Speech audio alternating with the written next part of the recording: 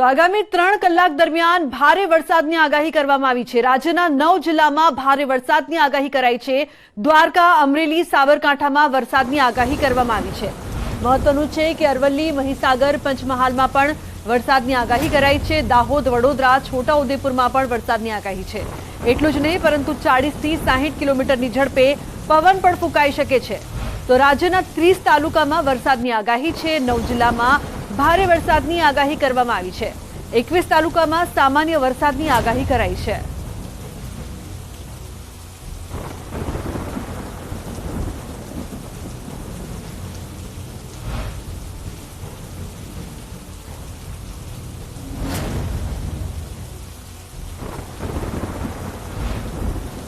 તો રાજ્યમાં 30 તાલુકા માટે વરસાદની આગાહી કરવામાં આવી છે, એટલે કે હવે 9 જિલ્લામાં ભારે વરસાદની આગાહી કરવામાં આવી છે। લોકો ચોમાસાની રાહ પણ જોઈ રહ્યા હતા, ત્યારે હવે વરસાદ આવશે।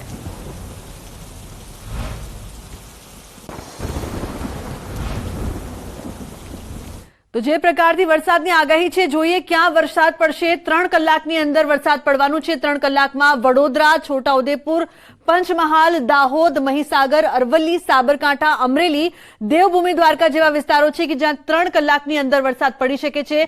અન્ય વિસ્તારોની પણ જો વાત કરવામાં આવે, વરસાદની જે પ્રકારથી આગાહી છે, 3 દિવસમાં ઘણા બધા વિસ્તારો એવા પણ છે કે જ્યાં ભારે વરસાદની આગાહી કરવામાં આવી છે। અત્યારે તો 3 કલાકની જે વાત છે તે સૌથી પહેલા કરીએ તો 3 કલાકમાં અમરેલી, દેવભૂમિ, દ્વારકા, વડોદરા, છોટાઉદેપુર, પંચમહાલ, દાહોદ, મહીસાગર, અરવલ્લી, સાબરકાંઠા જેવા વિસ્તારોમાં વરસાદ પડશે તેવી આગાહી છે। અત્યારે કેટલાક વિસ્તારોમાં છૂટો છવાયો વરસાદ પડી રહ્યો છે, પરંતુ આ વિસ્તારોમાં સારો વરસાદ પડી શકે છે। 3 કલાકમાં હવામાન વિભાગે આગાહી કરી છે કે આ તમામ વિસ્તારોમાં વરસાદ વરસશે। તો મહત્વનું છે કે ચોમાસું હવે કેટલી દૂર તેની રાહ જ્યારે સૌ કોઈ જોઈ રહ્યા હતા, તો હવે વરસાદની શરૂઆત થશે, ખાસ કરીને 3 કલાક માટે આગાહી।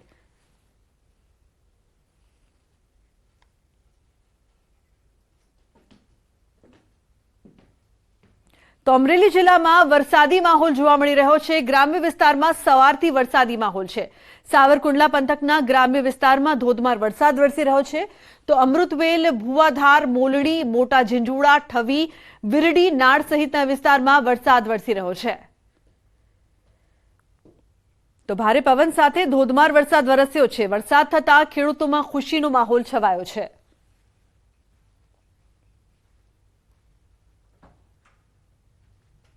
બીજી તરફ અમરેલીની જો વાત કરવામાં આવે, અમરેલી જિલ્લામાં વાદળછાયા વાતાવરણ વચ્ચે વરસાદનું આગમન થયું છે। અસહ્ય બફારા બાદ ધારીના ચલાલા શહેર તેમજ કેનાલપરા અને સાવરકુંડલામાં વરસાદનું આગમન થયું છે। બપોર બાદ વાતાવરણમાં પલટો આવ્યો છે। વરસાદના કારણે વાતાવરણમાં ઠંડક પ્રસરી છે। તો ખેડૂતોની વાવણી ઉપર વરસાદ થતા ખેડૂતોને નિરાંતનો અહેસાસ થયો। જો કે હજુ પણ સમગ્ર જિલ્લામાં સાર્વત્રિક વરસાદની ચાતક નજરે રાહ જોવાઈ રહી છે। તો રાજન ગઢિયા જોડાયા છે વધુ માહિતી આપવા માટે। રાજન, જે પ્રકારથી અમરેલી જિલ્લામાં વરસાદ વરસી રહ્યો છે, સમગ્ર વિસ્તારની જો વાત કરવામાં આવે, સમગ્ર પંથકની, તો રાજન હાલ કેવી પરિસ્થિતિ, કેવો વરસાદ?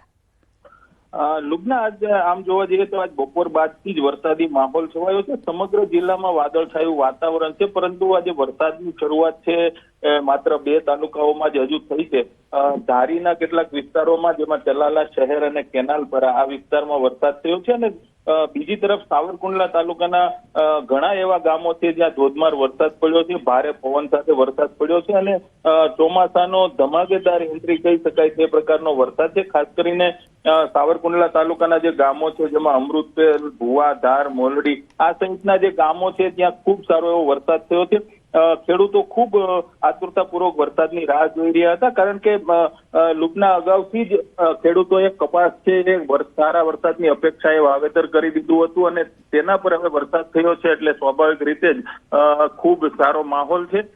હજુ પણ જે રીતે હવામાન વિભાગની આગાહી છે, આગામી 3 કલાક સુધી વરસાદ પડવાની, તે મુજબનું જ અમરેલી જિલ્લામાં વાતાવરણ પણ છે અને લોકો રાહ જોઈ રહ્યા છે કે સમગ્ર જિલ્લામાં સાર્વત્રિક વરસાદ થાય। લુબના જી બિલકુલ રાજન, આભાર આ સમગ્ર માહિતી બદલ। તો ખેડૂતો ખાસ રાહ જોઈ રહ્યા હતા અને હવે વરસાદની શરૂઆત થઈ છે।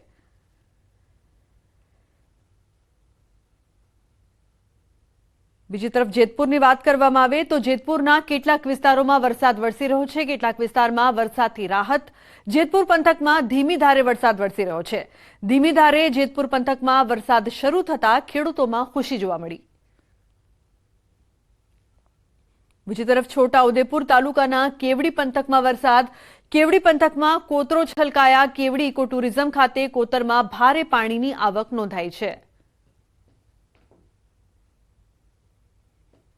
મહત્વનું છે કે છોટાઉદેપુરમાં વરસાદથી પાણી આવ્યું છે. ખાસ કરીને જે ખેડૂતો છે તેઓમાં ખુશી જોવા મળી રહી છે. તાલુકાના કેવડીમાં વરસાદ તો કેવડી પંથકમાં કોતરો છલકાયા છે, જેથી કરીને ખેડૂતો ખુશખુશાલ.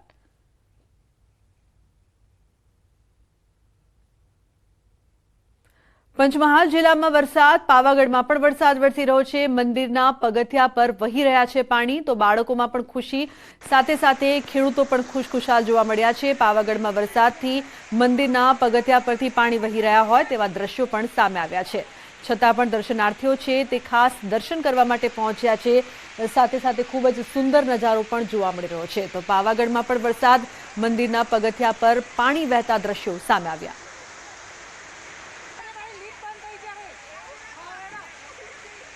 તો પંચમહાલ જિલ્લામાં જ્યારે વરસાદ વરસી રહ્યો છે ત્યારે પાવાગઢમાં પણ સારો એવો વરસાદ છે. વરસાદની શરૂઆત થઈ છે, જે બાદ મંદિરના પગથિયા પર પાણી વહેતા હોય તેવા દ્રશ્યો જોવા મળ્યા હતા અને દર્શનાર્થીઓ પણ અહીં જઈ રહ્યા છે. સાથે દર્શન કરવાની સાથે સાથે વરસાદની મજા લેતા પણ જોવા મળી રહ્યા છે.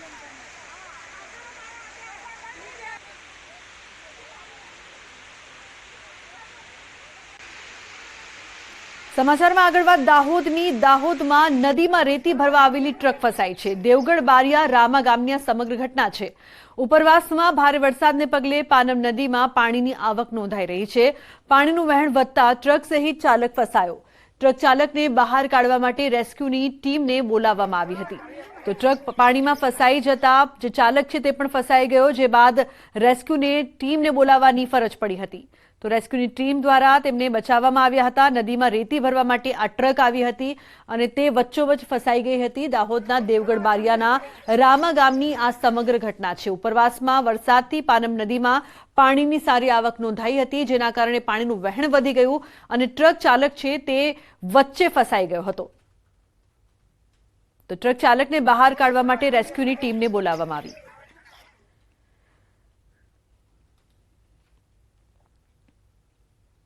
પંચમહાલના ગોધરાના દહીકોટ પાસેથી પસાર થતી પાનમ નદીમાં 2 ટ્રકો અને હિટાચી મશીન ફસાયા હતા.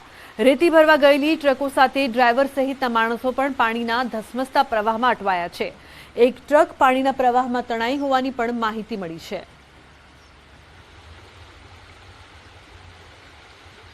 તો એક ટ્રક પાણીમાં તણાઈ હોવાની માહિતી સામે આવી રહી છે. પંચમહાલમાં સારો એવો વરસાદ વરસી રહ્યો છે ત્યારે પાનમ નદીમાં પાણીના પ્રવાહમાં વાહનો ફસાયા હોય તેવા દ્રશ્યો સામે આવ્યા હતા. 2 ટ્રક અને હિટાચી મશીન ફસાયા હતા.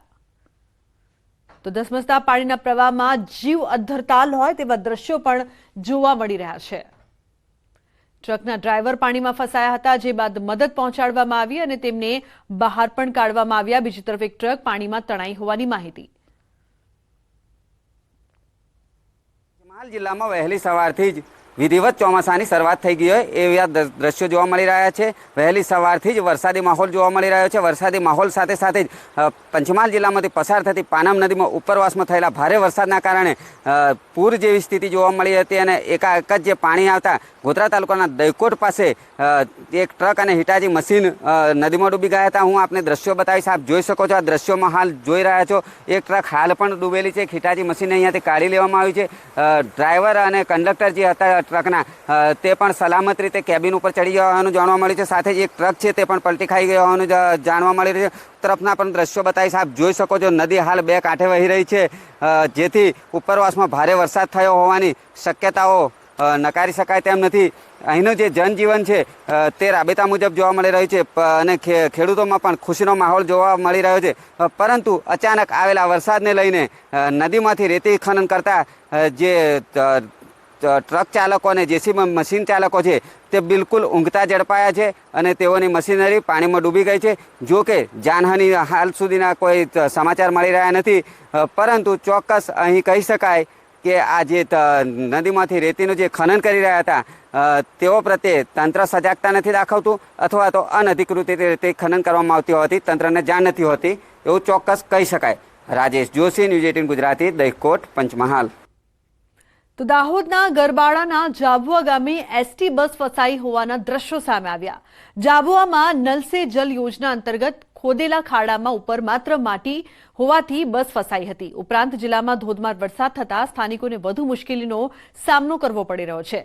રસ્તા પર સામસામે બે બસો ફસાઈ જવાથી મુસાફરો અટવાયા હતા।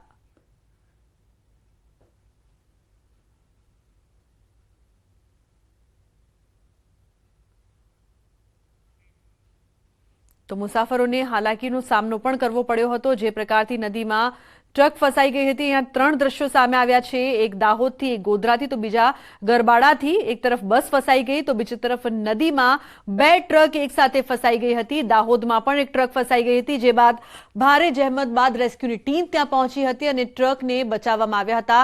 જે ટ્રક ચાલક છે તે પોતાનો જીવ બચાવવા માટે ટ્રકની ઉપર ચડી ગયો હતો। તો બીજી તરફ ગોધરામાં પણ આવા જ કંઈક દ્રશ્યો સામે આવ્યા હતા। બીજી તરફ પાણીના કારણે બસો ફસાઈ ગઈ હતી, જેથી મુસાફરોને ભારે હાલાકીનો સામનો કરવો પડ્યો હતો। દાહોદમાં ભારે જહેમત બાદ ટ્રકનો જીવ બચાવવામાં આવ્યો।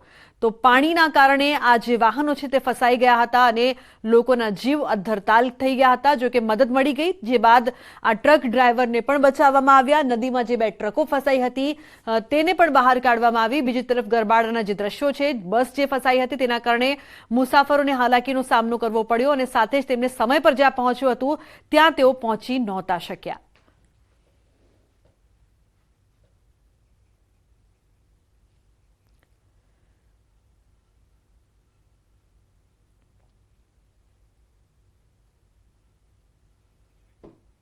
તો ધસમસતા પાણીના પ્રવાહમાં જીવ અદ્ધરતાલ હોય તેવા ત્રણ દ્રશ્યો અહીંયાથી સામે આવ્યા છે। દાહોદ, ગોધરા તો બીજા ગરબાડાથી। દાહોદના વડવા ગામે ભારે વરસાદને પગલે છરછોડા બિલિયા રોડને જોડતા કોઝવેનું નાળું તૂટી પડતા ટ્રાફિક જામના દ્રશ્યો સર્જાયા। ઉપરવાસમાં પડેલા વરસાદને પગલે કોઝવે નાળા પર વરસાદી પાણી પડતા નાળું ધોવાઈ ગયું હતું। તો ધસમસતા પાણીમાં કોઝવે પાણીમાં ગરકાવ થયો હતો। ભારે વરસાદથી વાહન ચાલકો અટવાયા હતા। દાહોદના દ્રશ્યો છે। વડવા ગામે ભારે વરસાદ વરસી રહ્યો છે, જેના કારણે પાણીનો પ્રવાહ પણ વધ્યો હતો। કોઝવેનું જે નાળું હતું તે ધોવાઈ ગયું હતું। લોકોને હાલાકીનો સામનો પણ કરવો પડ્યો। માર્ગ વ્યવહાર હતો તે પણ ખોરવાઈ ગયો। દાહોદમાં રાત્રિ દરમિયાન ધોધમાર વરસાદ વરસ્યો છે। જેસાવાડાના બાવકામાં વરસાદને પગલે ડીપ નાળા ઉપર પાણી ફરી વળ્યા। બાવકાથી માતવાને જોડતા રસ્તા ઉપર પાણી ફરી વળ્યા હતા। ડીપ નાળા ઉપર પાણી ફરી વળતા લોકોને હાલાકીનો સામનો કરવો પડ્યો। તો નાળા પર પાણીનો ધસમસતો પ્રવાહ જોવા મળ્યો હતો।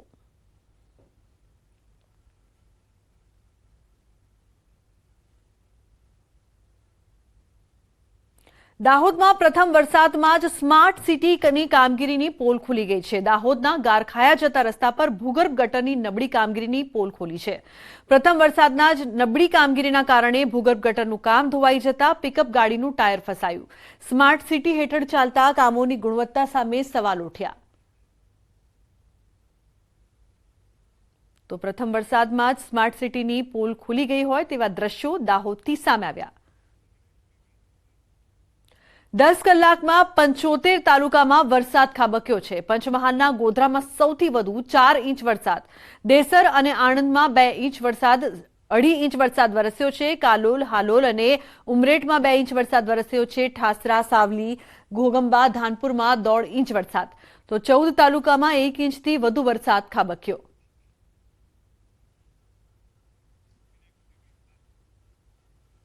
ગુજરાતના ખેડૂતો માટે સૌથી વધુ આનંદના સમાચાર। ગુજરાતના ચોમાસા અંગે અંબાલાલની મોટી આગાહી। અંબાલાલ પટેલે ખેડૂતોને આપ્યા ખુશીના સમાચાર। ગુજરાતમાં આજે બપોરે ચોમાસાની શરૂઆત થઈ જશે। 24 કલાકમાં ગુજરાતમાં ચોમાસું વધુ સક્રિય થશે। 25 જૂનથી 2 જુલાઈમાં કેટલાક ભાગોમાં ભારે વરસાદ થશે।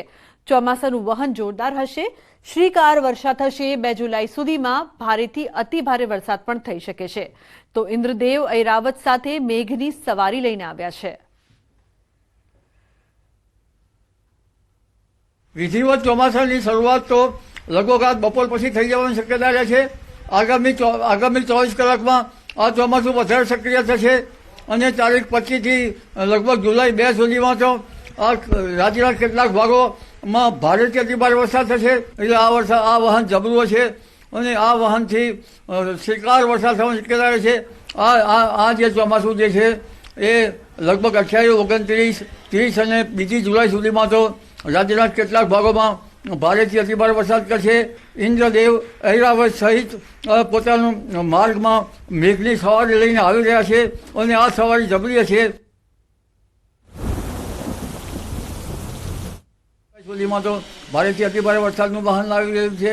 હમણાં આ વાહન જે 28 તારીખમાંથી જે બનાસકાંઠાને લઈને ચોટીલાના ભાગો સુધીમાં આ વરસાદનો જે આખો માર્ગ બતાવે છે. વરસાદ જે છે કેટલાક ભાગોમાં રમઝટ જમાવશે, જેમાં મધ્ય ગુજરાતના ભાગો, પૂર્વ ગુજરાતના ભાગોમાં તો આગામી 24 કલાકમાં જે ચોમાસામાં ભિન્ન ભિન્ન ભાગોમાં આવશે. અને આ ચોમાસું જે સ્થિર થઈ ગયેલું છે એ ચોમાસું પણ લગભગ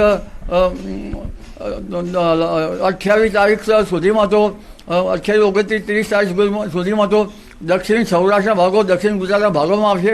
પરંતુ જે ભિન્ન ભિન્ન ભાગોમાં પ્રારંભિક ચોમાસાનો જે પ્રારંભ જે છે એ આ 24 કલાકમાં દક્ષિણ ગુજરાત, સૌરાષ્ટ્રના કેટલાક ભાગો, ઉત્તર ગુજરાત, મધ્ય ગુજરાત અને બનાસકાંઠાના ભાગોથી માંડી લગભગ રાજસ્થાનની એડજોઇનિંગ ભાગો, મહારાષ્ટ્રના ભાગો, આ બધા ભાગોમાં, સગળા ભાગોમાં ચોમાસાનું જે પ્રારંભિક વરસાદની શરૂઆત તો આજથી થઈ જશે અને 24 કલાકમાં પ્રારંભિક ચોમાસું આગળ વધશે.